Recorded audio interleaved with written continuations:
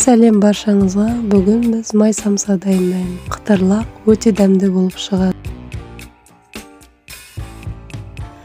Картофелімізді ашып, майдалап турап, тұзымызды салып, газға қоямыз. Су құйып, піскенше қайнатамыз.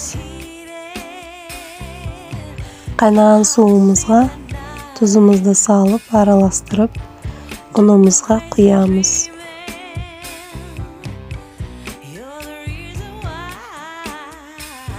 Үстінен сұйық майымызды құйып, жақсылап қамыр илейміз. Басында қасықпен, лопаткамен араластырыңыздар.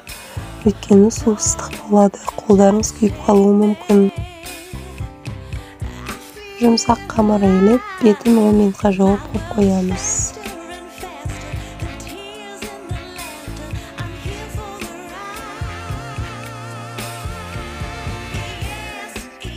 Қамырымызды тағы да бір рет қайтарып, 5-10 минутқа қойып, сосын жая беруге болады.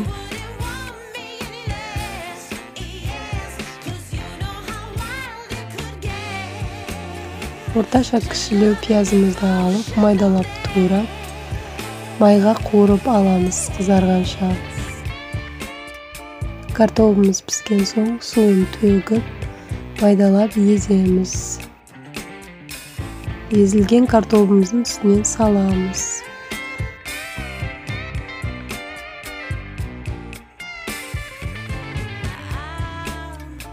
Татымына қарай қара бұрыш, тұз саламыз. Барлығын жақсылап араластырып, осымен салмамыз дайын. Қамырымызды жайып, дәл видеодағыдай мантыға турағандай етіп, 4 бұрыштай етіп тураймыз.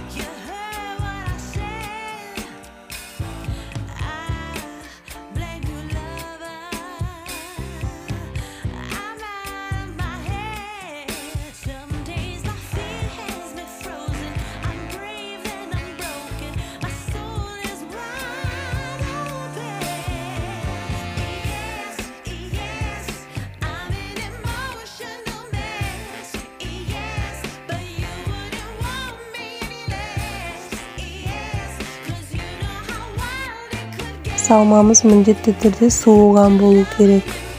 Бір ас қасықтан немесе жарты ас қасықтан қамырдың көлеміне қарай саласыздар. Видеода 3 тәсілін көрсеттім. Сіздерге қайсысы ыңғайлы, соғысын жасап көріңіздер.